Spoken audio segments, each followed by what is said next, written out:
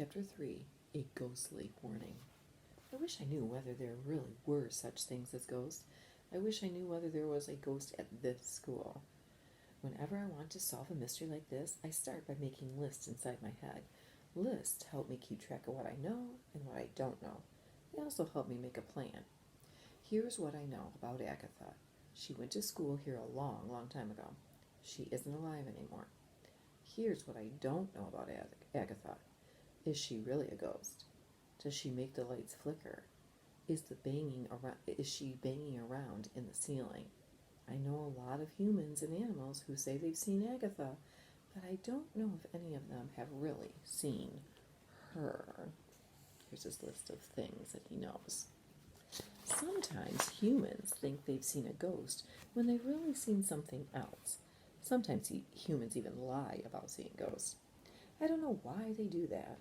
Cat with No Name says he sees and talks to Agatha all the time, but you can't believe everything a cat tells you. You can believe dogs, though. Dogs never lie. I know a dog who says she's seen Agatha. The dog's name is Jazzy, and she lives right behind the school. I don't know if Jazzy really saw a ghost, or if she just thinks she saw a ghost. She definitely saw something, though, and I'm going to find out what. Here is my plan. Stay up all night and watch for ghosts. I don't know what I'll do if I actually see one. Gather round, everyone. Mrs. Warner claps her hands together as the storm rages outside. We are in the library now. It's time for a scavenger hunt. Oh boy, a scavenger hunt. I love scavenger hunts. They're my favorite. Wait, what's a scavenger hunt? Whatever it is, it must be fun because all the kids go zooming over to Mrs. Warner. They smell excited, so I zoom over too. I nose my way into the circle between Connor and Michael. Mrs. Warner holds up some papers. I sniff them. They don't smell like the papers Connor found in the box with his flashlight. Each group will get a list of things to find around the school, Mrs. Warner explains. The first group that finds everything on the list is the winner. I wag my tail. I'm good at finding things. Can we pick our own groups? Michael asks. Nope, we're going to number off, Mrs. Warner says. She points to each kid and says a number. I sit up extra tall so Mrs. Warner sees me, but she doesn't give me a number. Okay, Mrs. Warner says. 1's over here, 2's over there, 3's over there, and 4's over there. Whichever group finds all the items on their list first wins the scavenger hunt. Mrs. Warner says, Are you ready? Go. Go? I don't even know where to go. I see Connor and some girls hunched over their papers. I scamper over to them. A girl who smells like pizza, cats, and nail polish reads from the paper. A straw, a pink bead, a white rock, a left mitten, a lock of red hair, a book told from a dog's point of view. She looks up at the others in the group.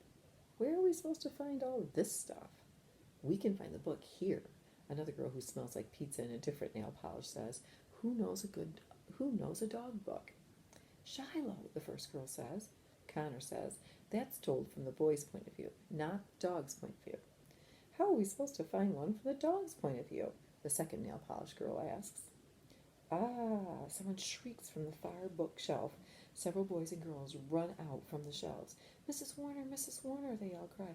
There's a ghost back here. What? Really? There are no such thing as ghosts, Mrs. Warner says. Yes, there are, one of the girls insists. We all heard it. It said, Stay out of the basement. That's the same as the message I got from Cat with No Name. I hurry over to where all the kids came from. If Agatha is back in those bookshelves, I want to meet her. I want to talk to her. A bunch of kids and Mrs. Warner all follow me. Halfway down the aisle, I hear the ghostly voice say, Stay out of the basement. Sniff, sniff. I smell something behind those books. The last time I smelled something behind some books in the library, it was the blue-tongued skink. My friend Maya hit him and some of the other lizards in the school basement, but then he got loose. I found him in the library, but he escaped before any of the humans found him. It took a long time to find him after that. Now he lives in the glass cage behind Mrs. Warner's desk. His name is Fluffy, but I call him Blue Tongue. Whatever is back there today, it doesn't smell like a blue-tongued skink. Whatever it is, smells dusty and electrical. It's making sort of a scratchy, whispery noise. I stand up on my hind legs and nose some of the books out of the way. What's Buddy doing? One of the girls asks. Mrs. Warner, another girl says. Buddy's knocking books on the floor. He probably smells something, Connor says. I do. I smell, what is that thing on the shelf? Some sort of metal box.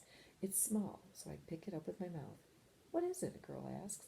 What does Buddy have? Connor takes the box from me. It starts talking in Connor's hand.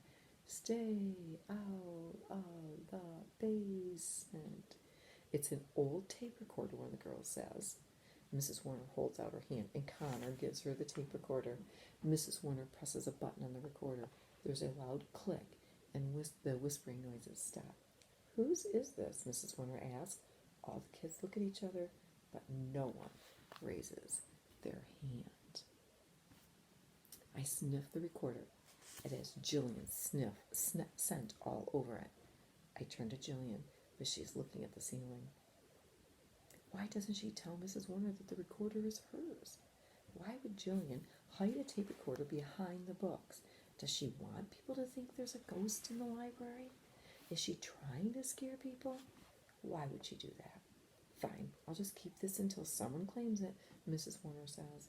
She brings the recorder over to her desk and puts it in the top drawer.